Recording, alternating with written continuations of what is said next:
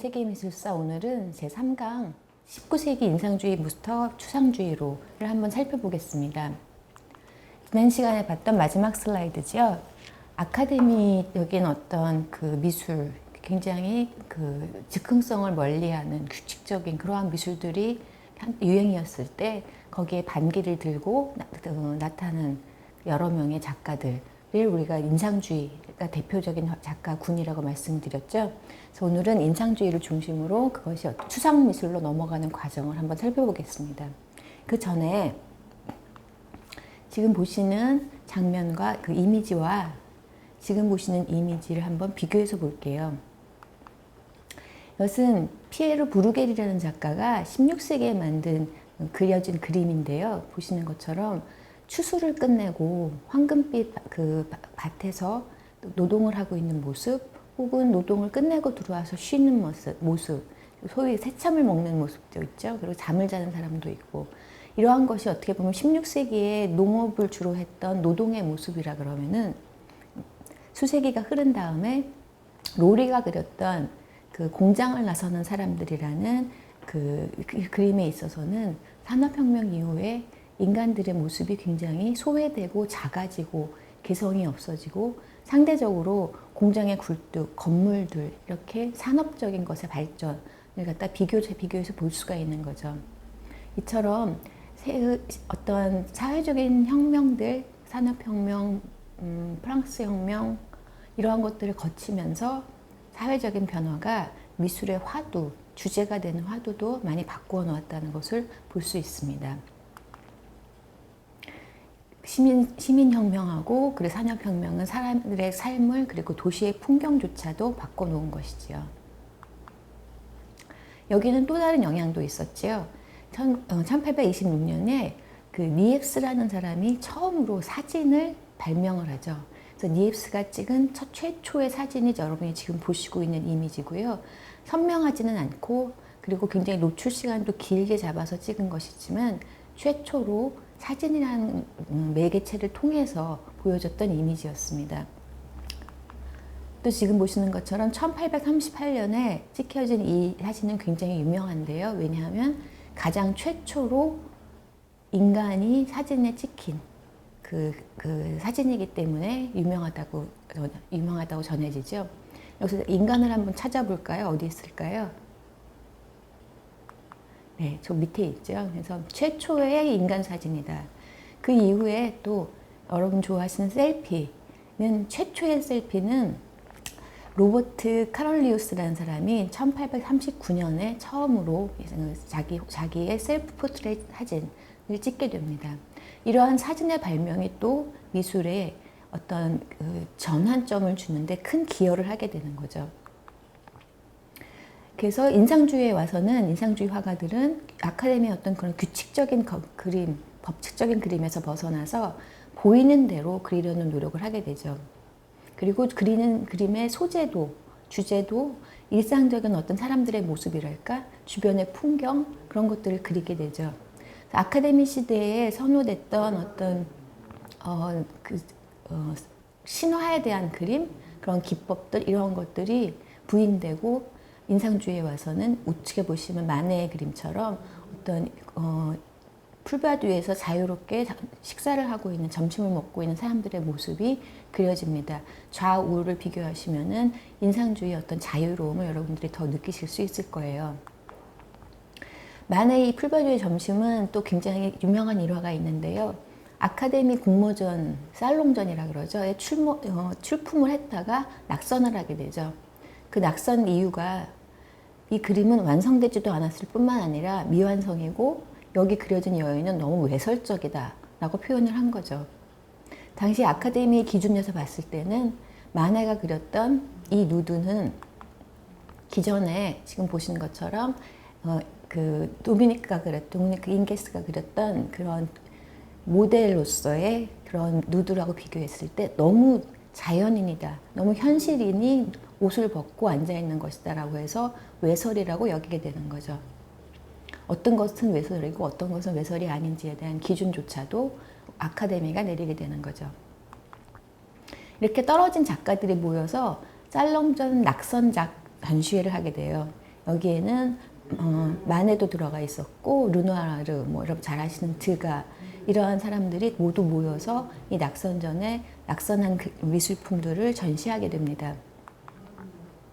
이렇게 이런 인상주의 화가들은 각자 따로 개인 플레이를 했다기보다는 이렇게 모여서 그 미술가가 아닌 학자들, 철학자들, 문학 예술인들이 모여서 같이 많은 토의도 하고 현대의 미술, 당시 때의 미술에 대해서 논의했다 그래요. 지금 보시는 것은 앙리 팡댕 라투르라는 작가가 그린 바티뇰의 아틀리에, 그래서 바티뇰의 아틀리에에 모여 있는 여러분 잘 아시는 인상주의 화가들의 모습을 보실 수 있습니다. 먼저 그 이제 앞에 앉아 있는 것이 마네고요. 그리고 그 뒤에 있는 모자를 쓴 사람이 세잔느, 뭐 이렇게 해서 르누아르까지 여러 작가들의 모습을 찾을 수 있고요. 이러한 장면은 여러 군데에서 많이 그려지게 되죠. 그래서 한 작가의 작업실에 모여서 서로 예술에 대한 논쟁을 하고 서로의 격려도 되어주면서 인상주의 작가들은 많은 이런 협업 속에서 그 작업을 해나가게 됩니다. 인상주의라는 이름이 붙여지게 된 계기가 됐던 그 이미지가 바로 이 모네의 인상해돋이죠.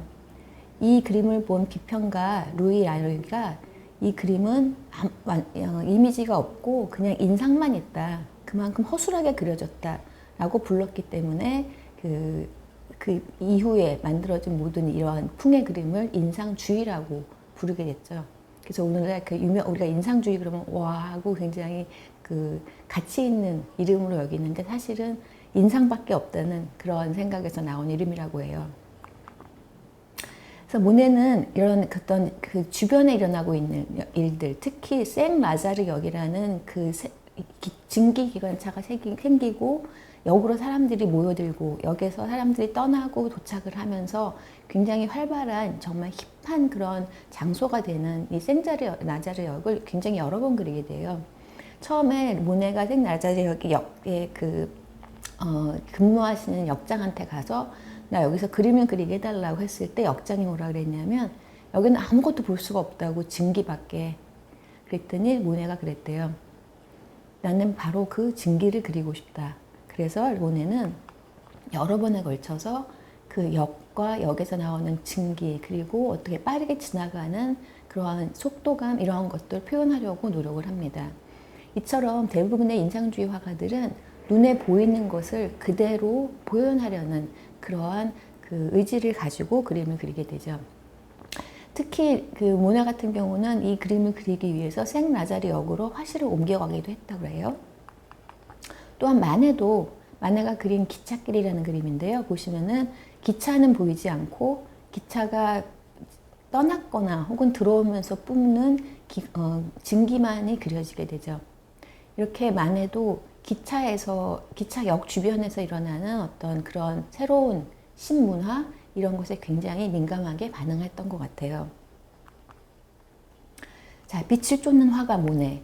모네는 빛에 대한 것을 굉장히 예민하게 생각했기 때문에 한 사물 혹은 한 장소를 여러 다른 빛에 따라서 혹은 계절에 따라서 시간에 따라서 여러 번 반복해서 관찰을 하고 그리게 되죠. 지금 보시는 모네의 루앙 대성당은 마네가 다른 계절에, 다른 시간대에 똑같은 그 성당을 그린 여러 가지의 다른 모습이죠. 제가 이 그 대성당은 14번을 그렸고요. 그리고 이 그 헤이스텍이라는 볏집이라는 그림도 마네가 시간과 계절을 갖다가 여러 번 반복해서 다른 그림을 그리게 되죠. 그래서 완성한 것이 이렇게 서로 다른 모습의 헤이스텍, 볏집 그림들입니다. 여기서 우리가 한번 공부하고 가야 될 것은요, 특히 모네의 경우에 썼던 알라 프리마라는 기법이에요. 알라 프리마라는 말은 그 이탈리아 말로 처음이라는 말인데요. 이 말은 결국 무슨 말이냐면 그동안 아카데미 미술까지는 칠을 하고 말린 다음에 또 덧칠을 하고 덧칠을 하면서 완성도를 높여갔다면 알라 프리마 기법은 그 자리에서 한 번의 붓질로 그림을 완성시키는 거죠. 생각해 보면 밖에 나가서 뭐 성당을 그리거나 그 볏짚을 그렸던 모네 같은 경우에는 그것을 말려서 또 그 자리에 와보면 이미 사라지고 다른 시간이고 다른 계절이 되었겠죠. 그래서 모네가 취할 수밖에 없었던 그러한 기법적 접근이었고 해결책이었던 것 같아요. 그래서 굉장히 즉흥적으로 그 시간에, 그 순간에 어떤 인상들을 갖다가 잡아낼 수 있었던 것이 바로 이 알라 프리마 기법이죠. 이 기법은 모네 말고도 르누아르에서도 볼 수 있는데요. 르누아르의 그 선상에서의 런천, 점심이라는 이 그림도 보시면은 앞에 앉아 있는 모네의 약혼녀의 이미지에서 우리가 그런 알라 프리마 기법이 또 쓰여졌다는 것을 확인할 수 있고요. 지금 보시는 것은 피사로의 그림인데요. 그 몽마르트 언덕을 그린 그림이죠. 몽마르트에 오고 가는 많은 마차들과 그 사람들의 모습을 그린 것인데요. 여기서도 우리가 멀리서 보면은 사람들을 다 구분할 수 있고 말도 구분할 수 있지만 가까이서 들여다보면은요, 이렇게 하나의 붓질로 인체를 완성하고 마차를 완성하고 길거리의 모습을 완성했다는 것을 볼 수 있습니다. 이렇게 어떤 기법이 그 본인이 하고자 하는 메시지의 전달하고 연결됐을 때 우리는 또한 훌륭한 작품들이 만들어지는 것을 알 수 있습니다.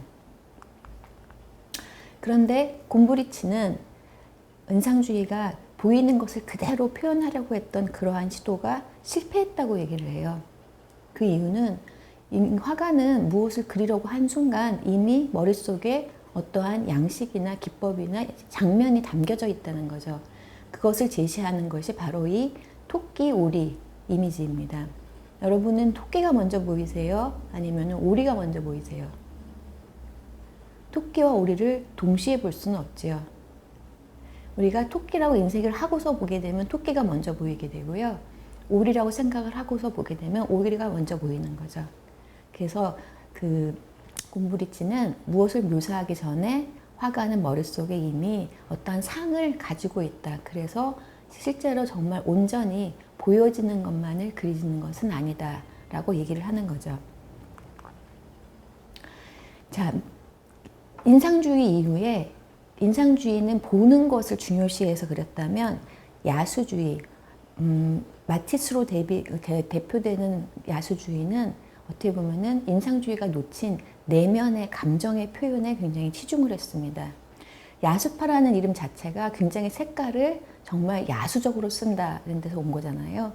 그것처럼 어떤 색의 해방, 이제는 보여지는 그런 색만을 쓰는 것이 아니라 내 감성이 이끄는 대로의 색들을 쓰게 되는 것이 바로 마티스에 와서이죠. 그래서 마티스는 누군가 마티스의 이 모자를 쓴 여인이라는 그림을 보고 참 여자를 못 그렸네 라고 얘기를 했을 때 마티스는 아니 나는 여자를 그린 게 아니라 그림을 그린 거야 라고 얘기를 했다 그러죠. 그만큼 어떤 내면에 있는 것의 표현이 더 밖에 있는 것을 그대로 보여주는 것보다 더 중요하게 됐다는 시점이 바로 야수파이죠. 그래서 야수파가 어떻게 보면 오늘날 어떤 추상회화로 오는데 또 일목을 한 점을 우리가 알 수 있습니다. 그래서 이렇게 그 르네상스 시대부터 이후에 400여 년 동안 이어졌던 어떤 무엇을 그대로 표현하려는 그러한 시도들이 이제는 그 고삐가 풀린 거죠. 그리고서 어떤 자유로운 영역으로 미술이 넘어오게 된 게 바로 이 색채를 해방시킨 야수파의 시대에 표현주의 시대가 열리게 되는 것입니다. 마티스의 댄스라는 이 작업을 보시면은 그러한 표현의 자유가 정말 극에 달했던 그런 시점을 우리가 읽을 수 있습니다. 빨간 방이라는 작업이죠. 이 작업도 자세히 보시면은 천장과 벽과 바닥이 모두 빨간색으로 칠해져 있죠.